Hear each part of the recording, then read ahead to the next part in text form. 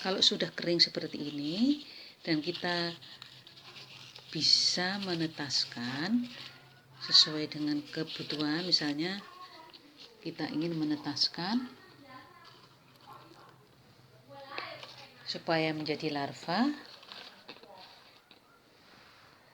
maka kertas saring tadi bisa kita rendam di cup plastik itu.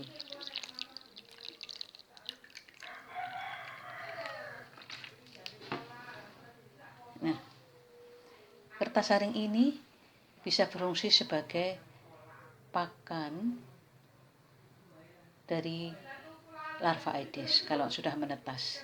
Jadi kita tidak perlu membubuhkan makanan apa-apa. Larva Aedes bisa makan dari serpian kertas-kertas saring nanti.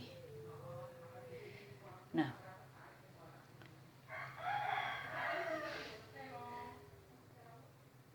setelah telur menetas menjadi larva, larva bisa dipindah ke wadah seperti ini.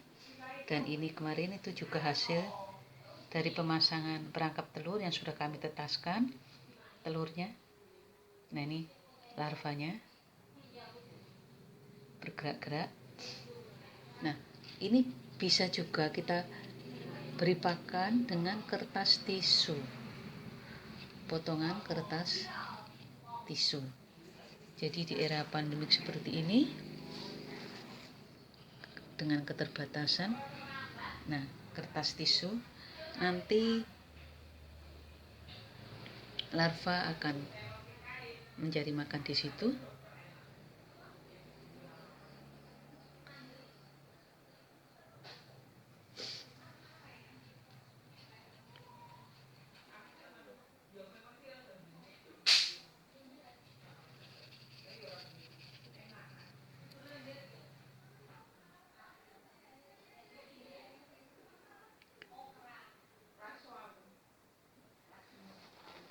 Nah,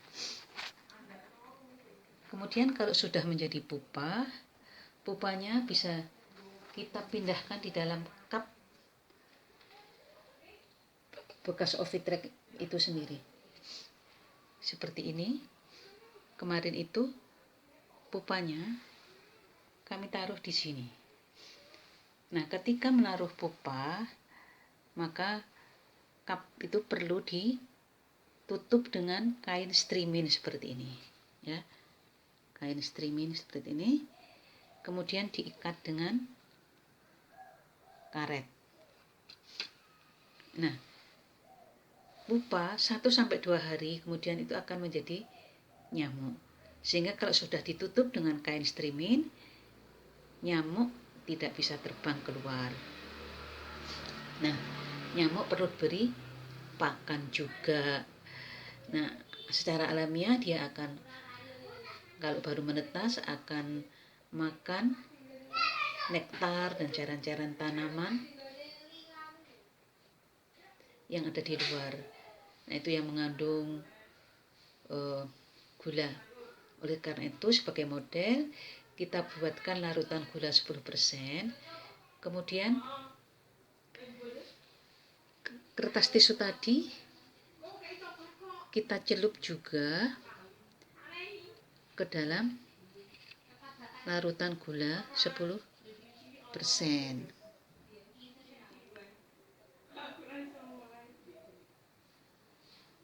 Nah, kertas tisu yang sudah dicelupkan ini kemudian ditaruh di atasnya. Nah, sehingga nyamuk-nyamuknya ini akan makan dengan cara menghisap kertas tisu yang basah oleh larutan gula 10%. Nah, ini bisa dilihat di sini nyamuknya, ya. Nah, nyamuknya. Nah, ini kemarin itu juga berasal dari Ovitrack. Telurnya kemudian kita tetaskan menjadi larva. dan larvanya setelah jadi pupa, pupanya kita masukkan di sini, kemudian jadi nyamuk seperti ini.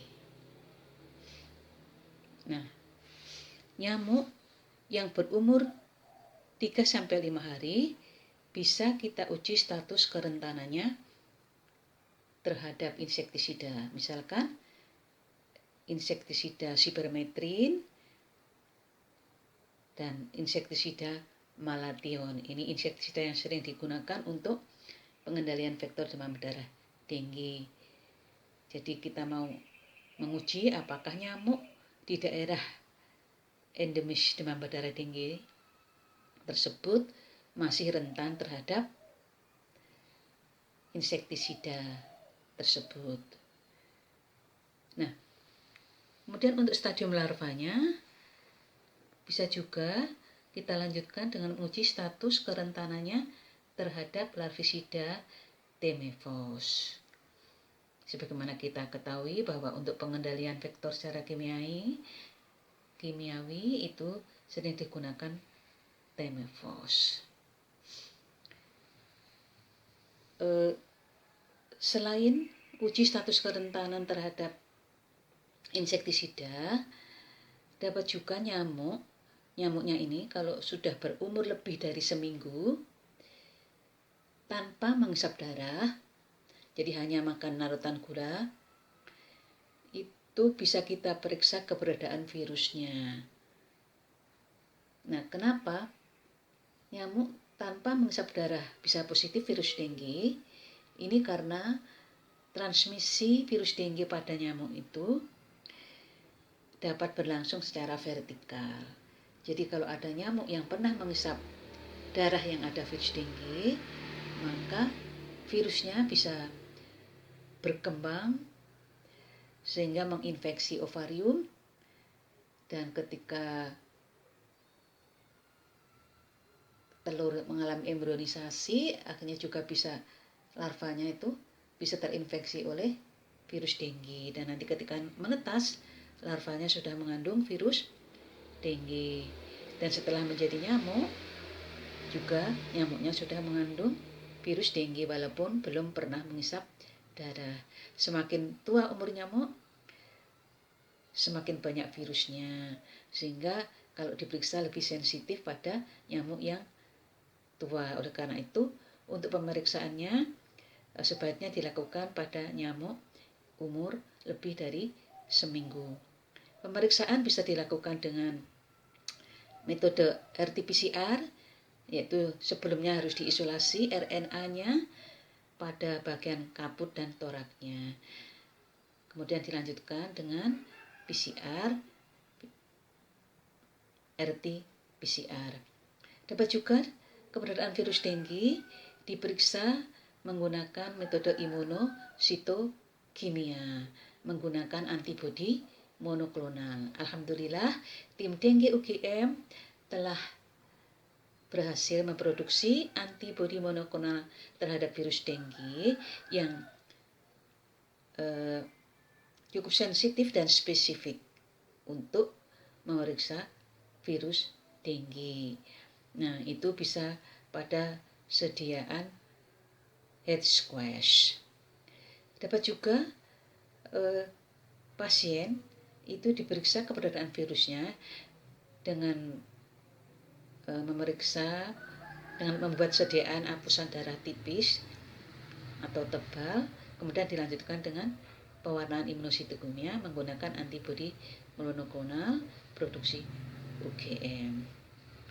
Dan pemeriksaan hanya diperiksa di bawah mikroskop elektris atau mikroskop cahaya. Baiklah para pemirsa, demikian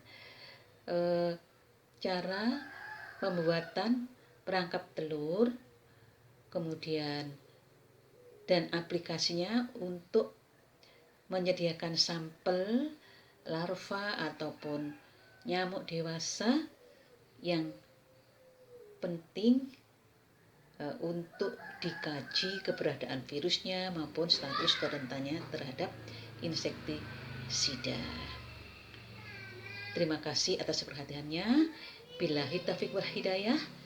Wassalamualaikum warahmatullahi wabarakatuh.